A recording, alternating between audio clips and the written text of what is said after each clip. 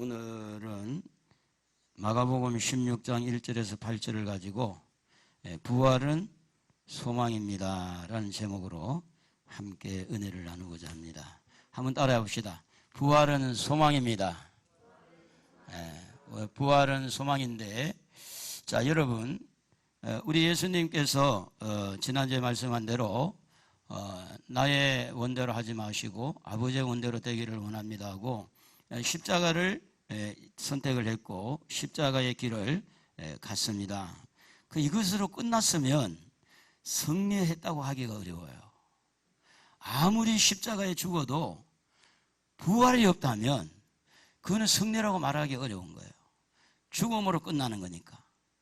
그래서 오늘 이 부활절은 기독교의 우리 기독교인들에게는 많은 절기가 있지만 이 부활절만큼 큰 절기가 없습니다. 이 부활절은요, 이거는 우리가 상상을 초월한 거예요. 지금 이 세상에 어떤 것도 바꿀 수 없는 이 부활, 이 신앙, 부활절인데, 마태복음 26장 39절에 보면, 여러분 한번 성경이 떠오릅니까? 마태복음 26장 39절 읽어볼까요? 조금 나아가서 얼굴을 땅에 대시고 엎드려 기도하여 이르시되 내 아버지여 만에 할만하시거든 이 잔을 내게서 지나가게 하옵소서. 그러나 나의 원대로 마시옵고 아버지의 원대로 하옵소서 하시고. 자, 예수님이 십자가의 길, 고통의 길을 선택을 했잖아요. 죽음의 길을 선택하고 이렇게 외로운 길을 갈 때 나의 원대로 하지 말고 아버지의 원대로 되기를 원했다는 거죠. 하나님의 뜻을 따라서. 그런데 이 십자가를 갈 때, 죽음의 길을 갈 때 혼자 가지 아니하고 하나님과 함께 하기를 원한 거예요. 이게 너무 중요한 겁니다. 여러분의 미래가 좀 어둡고 미래가 좀 이렇게 환하게 비춰지지 않더라도 하나님과 함께 한다면 여러분 승리할 줄로 믿습니다. 할렐루야. 하나님은 전능하신 분이잖아요. 십자가만 생각하고 죽음만 생각했다면 너무 무섭고 두려움만 가득 찰 것인데 누구와 함께 하니까? 하나님과 함께 하니까. 여러분이 10년 후에 20년 후에 앞으로 어떤 일이 전개될지 모르지만 중요한 것은 뭐냐 하면 나의 원대로 하지 말고 아버지의 뜻대로 되기를 원합니다 기도하고 하나님과 동행만 한다면 여러분 모두가 성공할 줄로 믿습니다. 중요한 것은 하나님이 함께하는 자입니다. 하나님이 동행하는 자입니다. 그래서 예수님은 이것을 알았어요. 내가 지금 이 가는 길이 십자가의 길이고 고통의 길이지만 이 길에 하나님이 함께 하시면 하나님이 도와주시면 나의 모든 것들을 맡길 수가 있다. 내 목숨을 맡길 수가 있다. 그러므로 오늘 예수님은 이 겟세마네 기도를 통해서 그 이후에 죽음 이후의 모든 일을 누구에게 의탁하느냐? 하나님에게 의탁하는 거예요. 하나님의 도움을 요청하는 거죠. 우리가 흔히 아는 대로 이 십자가만 생각하면 너무너무 눈물 나고 십자가만 생각하면 은혜가 되고 근데 이것만 있으면요 아무것도 아니라니까. 어떤 면에 보면 여러분 집을 지을 때 땅을 샀어요. 기둥을 세웠어요. 그리고 이제 이렇게 쓱가래를 했어요. 그리고 이제 그만두었어요. 들어가 살 수 있나요? 없어요. 집을 지으려면 지붕도 씌워야 되고 벽도 깨야 되고 안에 인테리어도 하고 벽재도 바르고 장판도 깔고 전기 보일러도 넣고 이렇게 해야 들어가서 살 수가 있는 겁니다. 오늘 예수님께서 십자가의 죽음으로 멈췄다면 오늘 우리의 것은 아무것도 아니라는 거죠. 그래서 사도 바울은 이렇게 말씀합니다. 고린도전서 15장 12절에 보면 그리스도께서 죽은 자 가운데서 다시 살아나셨다 전파되었거늘 너희 중에서 어떤 사람들은 어찌하여 죽은 자 가운데서 부활이 없다 하느냐. 만일 죽은 자의 부활이 없으면 그리스도도 다시 살아나지 못하였으리라. 그리스도께서 만일 다시 살아나지 못하였으면 우리가 전파하는 것도 헛것이요 또 너희 믿음도 헛것이다. 그래서 여러분 부활이 없다면 우리의 믿음도 헛것이 되고 우리가 복음 전하는 것도 헛것이 되고 부활이 없다면 아무것도 아니라 그 말이에요. 십자가를 통해서 눈물을 흘리고 십자가를 통해서 속죄함을 받고 십자가를 통해서 큰 은혜를 받지만 그러나 부활이 없다면 아무것도 아니라는 거죠. 그만큼 우리 부활은요 너무 소중한 거예요. 죽음을 이기신 부활, 이 사망을 이기신, 깨뜨리신 그 다시 살아나신 부활의 주님. 오늘 여러분, 오늘 이 말씀을 기억하고 이 부활의 소중함을 깨닫는 여러분 되기를 바랍니다. 오늘 읽은 말씀에 보면 세 여인이 나옵니다. 이 세 여인이 모두가 다 예수님의 영향을 받은 사람들입니다. 말씀의 은혜를 받고 기적을 경험하고 더 나아가서 예수님과 끈끈한 사랑의 어떤 그런 관계가 형성이 되었다고 보는 거죠. 그런데 이렇게 예수님에게 영향을 받은 여인들임에도 불구하고 이들은 예수님의 죽음을 놓고 슬퍼합니다. 죽음을 놓고 그들은 예수님의 죽은 시신의 발을 향품을 사다가 이렇게 그 시체에다가 향품을 바르기 위해서 그것을 사서 가면서 하는 이야기가 큰 돌이 있는데 그 큰 돌을 무덤 앞에 입구에 막아놓은 그 돌을 누가 우리를 위해 굴러내겠느냐, 이렇게 할 때 그들의 모든 초점은 예수님의 시신, 죽은 시신에 대한 초점이 맞춰져 있습니다. 다시 말하면 예수님이 부활했다는 생각을 1도 못하고 다시 살아날 것이다 이런 생각을 전혀 못했던 그런 연약함을 우리는 보게 되어집니다.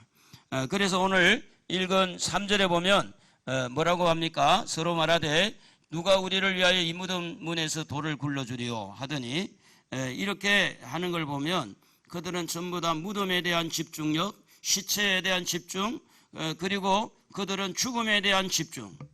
죽어서 이제는 다시 볼 수 없구나. 이제는 예수님을, 살아있는 예수님을 만질 수도 없고 만날 수도 없구나. 이 싸늘하게 죽어있는 그 시체만 그들에게 집중되어 있고 그로 인해서 슬픔이 되어 있고 그들은 죽음에 대한 공포가 있고 이런 가운데 그들의 마음을 우리가 좀 들여다보면 이들의 마음은 슬픔이란 슬픔. 여러분, 살아있는데 슬퍼할 수가 있나요? 죽은 자 앞에 슬픈 거죠. 그들의 시신의 발을 향품을 준비하는 그 자체는 뭡니까? 죽은 다음에 다시 살아날 것이라는 생각을 하지 못했다는 이야기를 하는 겁니다. 돌을 고민했다는 말은 그들의 집중은 무덤인데 그들은 눈물을 머금고 예수님의 시신을 향해서 한 걸음 한 걸음 찾아 나온 것입니다. 그리고 주님을 향한 연민의 사랑을 가지고 다른 사람은 예수님의 죽으심에 대해서 관심이 없더라도 이 세 여인은 끈끈한 정이 있고 사랑이 있어서 미리 향품을 준비해서 예수님의 시신을 바르려고 그렇게 찾아왔다는 겁니다. 그런데 보세요 여러분, 이게 어떻게 보면 이 여인들이 그렇게 예수님에게 은혜를 받고 그렇게 기적을 맛보고 병자가 그렇게 치료되는 걸 보고 눈을 뜨는 걸 보고 안전병이 일어나는 걸 보고 하늘에서 이렇게 하나님의 음성이 들린 걸 듣고 또 보리떡 5개와 물고기 2마리를 가지고 5,000명을 먹이고 남은 것이 12반이 되는 놀라운 일들을 이렇게 경험하고 병자가 치료되고 본인도 고쳐지고 이런 놀라운 은혜를 받았음에도 불구하고 죽음 앞에서는 그것이 큰 영향력을 발휘를 못하더라는 거예요. 죽음 앞에서 기적이 무슨 소용이 있으며 죽음 앞에 병이 나은 것이 무슨 소용이 있으며 그러므로 이 여인들은 철저하게 오늘날 사람들처럼 현실주의자로 드러나게 되어 있습니다. 현실주의자는 거예요. 눈에 보이는 거, 어떻게 보면 유물론은 아닐지라도 어떻게 물질적으로 물질 만능주의처럼 돈이 손에 있으면 내가 좋고 없으면 아닌 것처럼 느껴진 것처럼 예수님의 죽음 앞에 죽음이라고 하는 이 문제가 그들에게 영향을 주었기 때문에 철저하게 그들은 현실주의자이다. 오늘 여러분, 이것은 뭘 말합니까? 그들에게는 미래가 없었다는 겁니다. 그들에게는 소망이 없었다는 겁니다. 그들에게는 예수님께서 죽음으로 끝났다고 하는 낙심과 실망과 좌절밖에 없었다고 하는 거예요. 그래도 그들은 그동안에 정이 들었고 사랑받고 은혜 받은 것을 생각해서 그 마지막 최소의 이 예를 취한 것이 뭐냐면 시신에 바르는 향품 준비한 것밖에 없어요. 그렇다고 해서 그들이 부활에 대한 신앙이 있나요? 부활에 대한 소망이 있나요? 없습니다. 그들은 여전히 현실주의자로 이렇게 전락한 모습을 우리에게 보여주고 있는 겁니다. 오늘 여러분은 어떻습니까? 여러분 현실적으로 눈에 보이는 것을 지극히 소중하게 생각하고 삽니까? 눈에 안 보이는 다시 살아날 부활의 소망을 가지고 삽니까?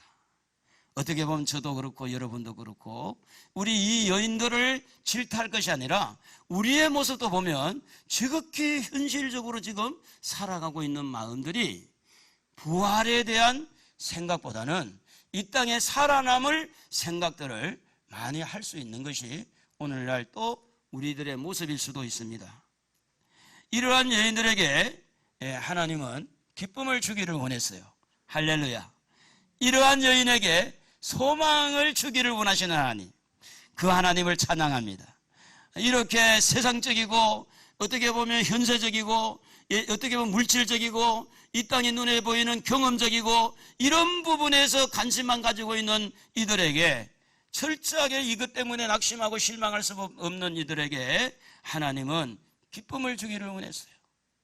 오늘 여러분에게도 땅 위에 살면서 코로나 때문에 어려운 데다가 직장까지 어려운 데다가 여기저기 부딪히는 것이 너무 힘들고 이렇게 현세적이고 현실적이고 이렇게 할 때 실망하고 좌절한 우리 모두에게 우리 하나님은 이 부활절을 통해서 부활의 기쁨을 주시기를 원하신 줄로 믿습니다.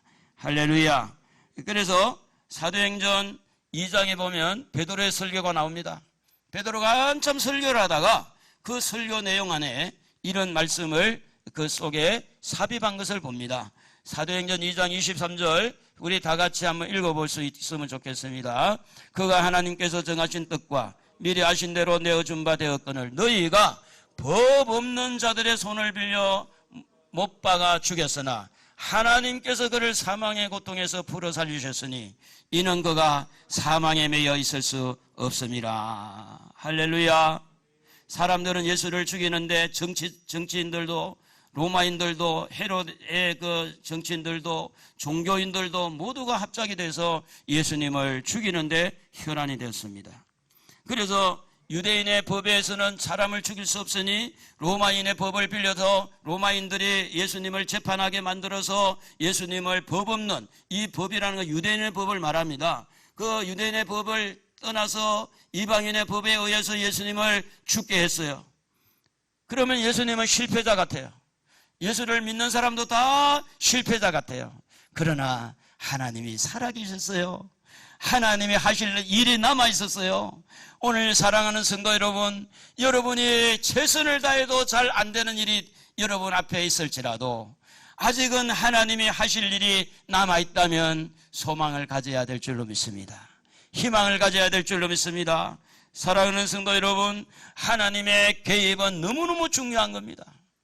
사람들은 예수님을 죽였지만 하나님은 예수님을 살려주셨어요.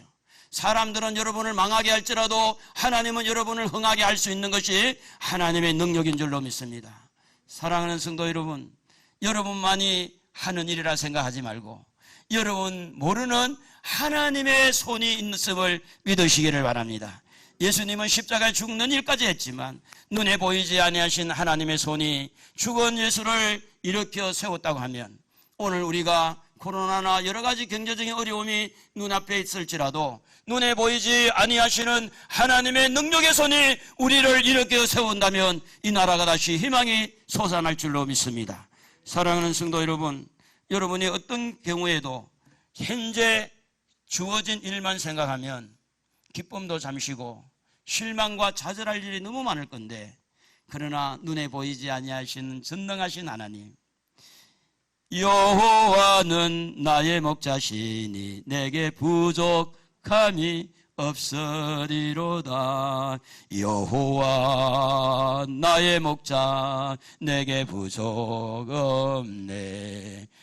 여호와께서 목자가 되어서 죽은 자를 살리고 병든 자를 고치고 가난해서 이끌어내어서 부한 사람을 만들 수 있는 능력이 하나님에게 있는 줄로 믿으시면 아멘 하십시다. 아멘. 오른손 들고 아멘. 하나님이 살아계심을 믿으십니까? 그 하나님을 바라보시기 바랍니다. 죽은 예수를 살리신 그 하나님. 어떤 사람이 애써서 경영하던 사업체가 불이 났습니다. 그래서 다 불에 타서 사라지게 됐는데 동네 사람들이 혀를 차면서 동정어리 말로 이제 저분이 저렇게 열심히 사업하더니 끝났구나. 그래서 걱정을 합니다. 그런데 그 화재가 난 모퉁이에 조그만한 글을 하나 써서 붙여놨는데 그 글귀를 이렇게 봐서 찾아보니까 그 글귀에 써 있는 내용이 뭐냐 하면 우리의 희망은 타지 않았습니다. 내일 문을 다시 열겠습니다. 가게는 다 불탔지만 그 가게 주인의 가슴 속에 불타고 있는 미래에 대한, 내일에 대한 희망은 타지 않았다는 겁니다. 오늘 꿈이 없는 사람은 망한다 그러잖아요. 오늘 여러분 미래에 꿈꾸지 않고 미래에 소망을 갖지 않는다면 오늘 삶이 무기력해지고 힘들 것입니다. 그러나 미래를 내다보고 여러분의 미래를 주관하시는 하나님이 여러분을 은혜의 길로, 축복의 길로, 희망의 길로 이끌어주시는 하나님이 믿어진다면 우리는 모두가 소망을 가지고 살아가야 될 줄로 믿습니다. 희망은 태우지 마시기를 바랍니다. 희망은 남아있어야 돼요. 여러분 미래는 희망입니다. 그래서 현실적으로는 굉장히 불타서 안타깝지만 그러나 그 마음에 솟아오르는 희망은 남아있었다. 오늘 본문의 여인들도 현실적으로는 슬픔과 죽음밖에 없지만 그 마음에 하나님께서 그 마음에 예수님의 살아나심을 통해서 희망을 쏟아붓는 모습을 우리는 보게 됩니다. 천사를 하나님이 보내주셨어요. 천사가 이렇게 젊은 청년으로 보이죠. 돌을 옮겨주신 겁니다. 그래서 여기서 말하는 것은 하나님이 일을 한 모습을 우리에게 보여주는데 하나님의 일은 다양합니다. 천사를 보낼 수도 있고 어떤 경우에는 사람들을 보낼 수도 있고 그러니까 하나님의 일은 다양하게 이루어지는 거죠. 그래서 우리는 이 부분에서 좀 예민할 필요가 있습니다. 바이러스를 통해서 많은 피해를 보지만 하나님이 지금 무슨 일을 하고 있다. 하나님 무슨 일을 하고 있을까? 지금 교회마다 예배 드리는 어떤 형태가 많이 지금 달라지고 있는데 이런 상황에서 하나님이 무슨 일을 하고 있을까? 한국교회를 향하신 하나님의 뜻이 뭘까? 지금 나에게 주어진 이 환경에서 하나님이 나를 어떻게 이끄실까? 그래서 우리가 집에서 예배 드리든 교회에서 예배를 드리든 우리 모두가 우리의 목자 되신 하나님을 바라보고 하나님이 하시는 일에 좀 예민해지는 그런 은혜가 있기를 주의 이름으로 축복합니다. 하나님 무슨 일을 하고 있어요? 어떻게 정치적으로 경제적으로 여러 가지 종교적으로 하나님이 손을 대고 있다는 것을 우리는 기억해야 될 줄로 믿습니다. 우리는 지금 우한 폐렴 바이러스 경제적인 이 어려움 때문에 많은 사람들의 마음이 위축감을 당하고 있습니다. 서로 의심 아닌 의심을 하게 되고 그래서 자연적으로 만남이 좀 멀어지게 되고 또 혼자 있는 시간이 있게 되고 그리고 이제 고민을 합니다. 이런저런 일 때문에 고민을 해요. 전에는 그래도 친구하고 만나서 막 이렇게 맞부딪혀서 침도 튀가면서 이야기를 했는데 지금은 이제 그런 풍토가 사라졌잖아요. 그래서 사람들과 만나서 이야기하는 시간들이 많이 줄어지고 있는 거예요. 가족들 관계도 마찬가지입니다. 그래서 어떻게 보면 외로운 것 같고 어떻게 보면 혼자 있는 것 같고 그런데 그 속에서 하나님이 일하신다면 하나님과 교제하는 시간이 많아질 것이고 하나님을 묵상하는 시간이 많아질 것이고 하나님을 의지하는 시간들이 많아질 것이고 그래서 이런 바이러스와 이 경제적인 어려움을 통해서 하나님이 일하시는 건 또 있다는 거예요. 하나님이 하시는 일. 그러므로 지금 상황이 경제와 질병과 또 뭐 이렇게 한미 동맹 이런 것들이 굉장히 어려워져 가는 상황에 있는데 이런 관계 속에서도 하나님이 일을 하고 있는 거예요. 지금 우리나라의 이 주한미군 대사가 사의를 표명했잖아요. 사의를. 한국에서 대사 못하면 먹겠다. 그런 의미를 가지고 사의를 했어요. 미국과 관계가 그렇게 썩 좋은 관계가 지금 아니라는 이야기를 그 대사의 사의를 통해서 우리는 깨닫게 되어집니다. 그런데 이런 일을 통해서도 하나님이 일을 하신다는 거예요. 정치적으로 혼란스러운 것 속에서도 하나님이 일을 하신다는 거예요. 세상 사람을 의지하는 마음이 어떻게 보면 강대국을 의지하거나 돈을 의지하거나 자기의 어떤 능력을 의지하는 사람들이 이런 바이러스와 경제적인 이런 여건들 때문에 역시 인간은 인간이구나. 우리 한번 따라해 봅시다. 사람은 사람이다. 근데 사람은 신이 아니에요. 신은 아니에요. 그런데 이럴 때에 하나님밖에 없구나. 하나님만 의지해야 되겠구나. 그래서 어떻게 보면 진짜 기도하는 사람들이 드러날 수 있어요. 이런 문제를 깨닫는 사람이 하나님을 향해서 벽을 향하여 하나님 살려달라고 하는 시세기야 왕처럼 정말 이 나라가 지금 어렵습니다. 하나님 도와주옵소서. 제가 이제 가만히 생각해 본 거래요. 저는 이제 60대 중반이 됐으니까 목회할 날도 그렇게 많지 않 남았고 앞으로 살아갈 날도 많지 않아요. 어떻게 보면 젊은이들이 이 땅에 오래 살아남을 거예요. 그죠? 너가 더 오래 살 거 아니야. 그러면 네가 더 기도 많이 해야 되냐? 내가 기도 많이 해야 되냐? 그렇게 하냐? 그래 해야 돼. 나보다 많이 살 거지? 그러면 이 나라를 위해 기도해야 돼요. 우한 바이러스 떠나가게 기도해야 되고 정치적으로 안정이 돼서 기도해야 되고 공산주의 바이러스 들어오지 못하도록 막도록 기도해야 되고 전쟁이 일어나지 않도록 기도해야 되고 경제적으로 안정이 되도록 기도해야 되고 지금 상황이 굉장히 어려워진데도 불구하고 하나님을 찾지 않는다는 것은 이게 굉장히 큰 실수인 거예요. 이렇게 어려운데도 불구하고 어떻게 되겠지? 믿음 없는 행동은 아니에요. 하나님은요 지금 부활신앙으로 실망하고 있는 이 자들에게 기쁨을 쏟아 부어오는 것처럼 오늘 부활하신 예수님이 오늘 우리에게 무엇을 가지기를 원하느냐? 우리는 소망이 있다. 할렐루야. 희망을 가지자. 어렵다 그러지 말고 하나님은 우리에게 소망을 심어주기를 원하신 줄로 믿습니다. 할렐루야. 그런 하나님을 믿으시면 아멘. 오른손 들고 아멘. 진짜 믿으세요? 믿어야 돼요. 여러분 귀에 들리는 것이 하나도 기쁨이 없어요. 여러분 귀에 들리는 것이 하나도 소망되는 게 없어요. 학원은 무너지고 있고요. 여행사도 무너지고 있고요. 지금 앞으로 지금 어떻게 될지도 몰라요. 두려움으로 가득 찼어요. 그런데 요한복음 11장 25절에서 26절에 보면 예수님이 이런 말씀을 했어요. 다 같이 한번 읽어보겠습니다. 예수께서 이르시되 나는 부활이요 생명이니 나를 믿는 자는 죽어도 살겠고 무릇 살아서 나를 믿는 자는 영원히 죽지 아니하리니 이것을 네가 믿느냐. 결국은 믿음을 요구하고 있는 거예요. 예수님이 생명이고 예수님이 부활이죠. 생명과 부활은 같은 말이에요. 살리는 거예요. 이 나라를 살리는 것이에요. 이 부활이 뭡니까? 다시 사는 거 아닙니까? 다시 사는 거. 죽은 자가 살아나는 거. 여러분 시골에 가면 묘자리가 있는데 그 풍수지리를 보는 사람들이 항상 그 묘자리를 볼 때 따뜻한 햇빛이 다가오고 아늑하고 좋은 자리 있습니까? 막 찬바람에 싱싱거리고 크게 눈이 많이 쏘이는 그런 것을 합니까? 잘 모르시는구나. 풍수지리를 안 배워가지고 잘 몰라. 그런데 보면 항상 따뜻하고 좋은 곳에다가 묘자리를 써요. 여러분 이 묘를 써놓고 그냥 놔둡니까?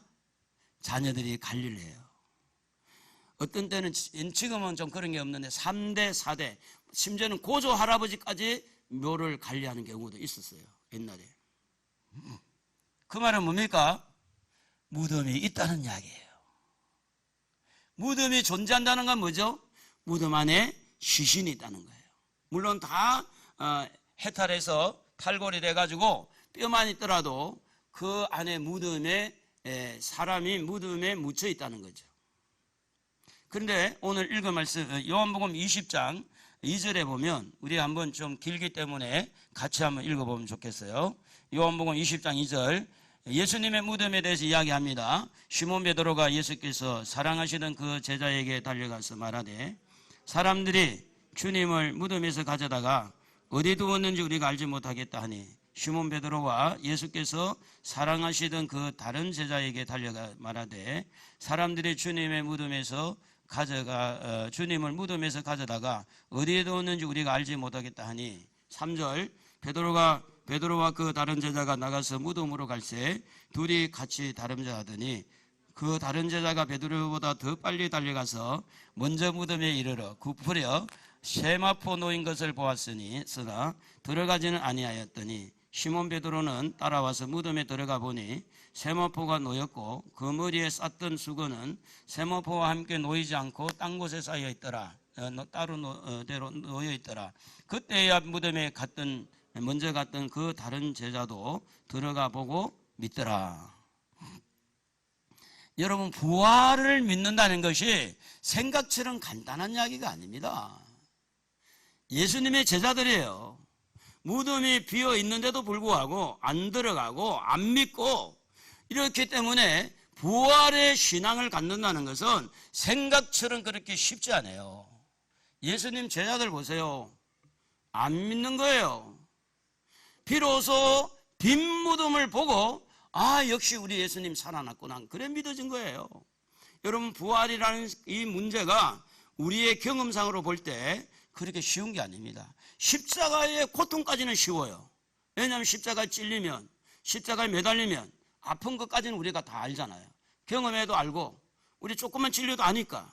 그러나 죽었다가 살아나는 것은 아무나 믿을 수 없다는 거, 아무다. 믿습니다 한다고 해서 그게 다 믿는 게 아니에요.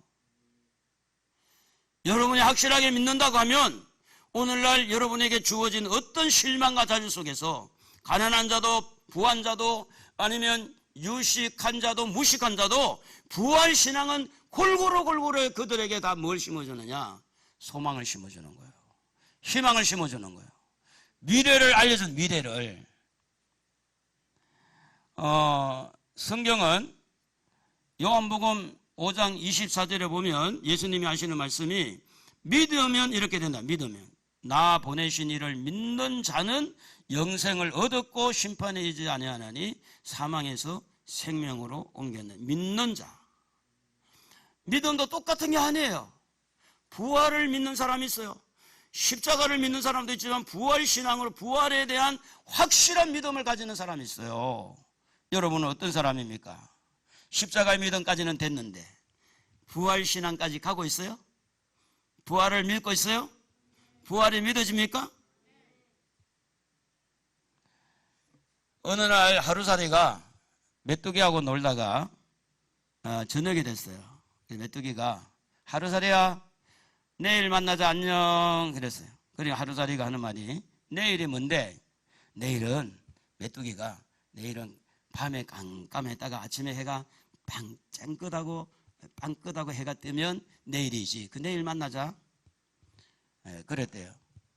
그런데 이제 메뚜기가 개구리하고 같이 또 놀았대. 이 개구리하고 한참 놀다가 개구리가 이제 날씨가 많이 점점 추워지고 겨울이 다가왔으니까 내년에 만나자 그랬답니다. 그러니까 메뚜기가 내년에 뭐야?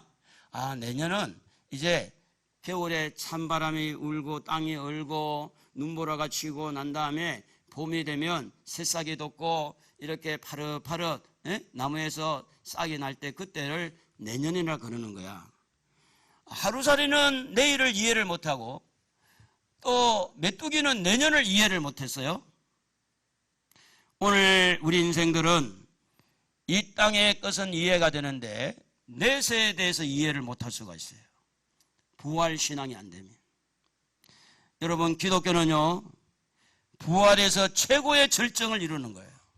부활이 없다면 기독교는 아무것도 아닙니다. 부활이 없다면 여러분도 바보고 저도 바보예요. 부활이 없다면 기독교인들은 완전히 세상적인 용어를 쓰면 멍청이고 세상적으로 말하면 미련 안 자고 바보예요. 바보. 왜 그런지 아세요? 시간을 여기에 투자해요. 물질을 여기에 투자해요. 여기에 모든 정력을 투자해요. 여기에 다 내 인생을 다 걸어요. 그런데 부활이 없다? 뭐예요? 바보지. 하루살이처럼 내일을 모르는 사람, 메뚜기처럼 내년을 모르는 사람, 오늘 바보 같은 인생이 누구냐? 예수를 믿으면서도 내세를 모르는 사람, 다음 세상을 모르는 사람, 영원히 부활해서 영원한 천국에 들어갈 것을 모르는 사람. 하나님은 이런 여인들에게, 하나님은 이런 인생들에게 예수를 살려서 우리에게 기쁨을 주신 줄로 믿습니다. 그러므로 부활은요, 우리 모두에게 영원한 소망이고 영원한 희망입니다. 경제가 어려운 자에게도 영생은 소망이 되고, 경제가 좀 풍성한 자에게도 영생은 소망이고 희망이 되는 겁니다. 여러분에게 부활신앙이 있다면 지금 여러분 희망을 가져야 됩니다. 소망을 가져야 됩니다. 길이 있다는 것을 믿어야 합니다. 죽은 자를 살리신 분이 하나님인데 무엇을 못하겠습니까? 그래서 고린도전서 15장 55절에 보면, 사망아 너의 승리가 어디 있느냐? 죽음을 돕고 말합니다. 사망아 네가 쏘는 것이 어디 있느냐? 사망이 쏘는 것은 죄요, 죄의 권능은 율법이라. 우리 주 예수 그리스도로 말미암아 우리에게 승리를 주시는 하나님께 감사하노니 부활입니다. 그러므로 내 사랑하는 형제들아, 견실하며 흔들리지 말고 항상 주의 일에 더욱 힘쓰는 자들이 되라. 이는 너희 수고가 주 안에서 헛되지 않은 줄 알미라. 사랑하는 성도 여러분, 죽음이 인생을 이기는 것이 아니에요. 왜냐하면 그 다음이 있기 때문입니다. 죽음은 그만이 아니에요. 죽은 다음에 하나님이 살리는 것. 그래서 예수님이 첫 열매가 되었듯이 예수를 믿는 우리 모두는 두 번째 열매로 부활의 열매를 다 맺게 될 거예요. 1951년 압록강변에서 진격했던 유엔군 소속 해병대 장병들은 중공군 개입으로 인해 가지고 이제 어차피 어떻게 본의 아니게 후퇴를 하게 되었습니다. 후퇴할 때 많은 병사들이 희생이 되고 너무 죽음에 대한 두려움을 가지고 포위를 당하고, 그래서 이제 바위 틈이나 이렇게 도망다니면서 숨어 있을 때 종군 병사, 다시 말하면 예배를 드리고 기도해주는 종군 병사가, 종군 기자가 한 병사에게 물어봤습니다. What can I do for you? 라고 물었는데 무슨 이야기인가 하면, 내가 당신을 위해서 무엇을 할 수 있겠습니까? 라고 물었어요. 그러니까 이 죽어가는 병사가 give me tomorrow 그래가지고 나에게 내일을 주십시오 하는 대답을 했다 그래요. 여러분, 죽는 거는 일찍 죽는 건 나중 죽는 건 차이가 있지, 내일이 있다고 하면 죽어도 괜찮잖아요. 내일이 있다면 더 좋은 모습으로. 여러분, 알렉산더가 이렇게 참 넉넉한 사람이었다고 그래요. 전쟁에서 계속해서 승리를 하고 연성을 할 때 그래서 다 나눠준 거야. 부하들에게 다 나눠주고, 그래서 신하가 이 알렉산더 왕에게 물었다고 그러잖아요. 이 넓은 영토를 다 주고 당신은 지금 아무것도 없는데 어떻게 하겠습니까? 그렇게 할 때 알렉산더는 말하기를, 나에게는 미래가 있다라는 이야기를 했대. 미래가 있다. 빈손으로 왔다가 빈손으로 가는 우리 인생이지만 우리에게 미래가 있다. 부활은 미래를 말하는 미래. 부활은 소망을 말해요. 하나님은 낙심하고 이렇게 마음에 울적하고 우울한 이 모든 인생들에게, 이 세 여인과 같이 이 인생들에게 오늘도 우리 하나님은 부활신앙으로 희망을 주기를 원한 줄로 믿습니다. 소망을 주는 줄로 믿습니다. 부활신앙으로 일어납시다. 많이 좀 어렵겠지만 다시 살 것을 생각하고, 여러분, 호박꽃도요, 호박꽃도 벌들이 와서 살아있는, 생기가 있는 호박꽃은 벌들이 와서 들어가요. 시든 호박꽃은요, 구멍을 막아버려요. 사람이 시든다는 것은 그 속에 희망이 없다는 겁니다. 사람이 시든다는 것은 뭡니까? 그 속에 소망이 없다는 거예요. 오늘 여러분, 하나님은 긍정적인 하나님인 줄로 믿습니다. 우리도 하나님을 닮아서 긍정적으로 살아가야 될 줄로 믿습니다. 아무리 어렵고 힘들다 해도 지금 여러분 하나만 버티면 돼요. 뭘 버티면 되느냐? 여러분의 미래. 여러분의 미래. 소망이 있는 줄로 믿습니다. 여러분이 미래를 향해서 버텨야 돼요. 그래서 이번 부활절은 특별히 다른 해보다도 지금 너무 위축당하고 너무 이렇게 어려움 속에 있지만 이 부활절에 우리 하나님은 우리의 모두에게 희망과 용기, 소망을 주시는 그 하나님 바라보고 우리 모두가 승리하기를 주의 이름으로 축복합니다. 기도하겠습니다. 하나님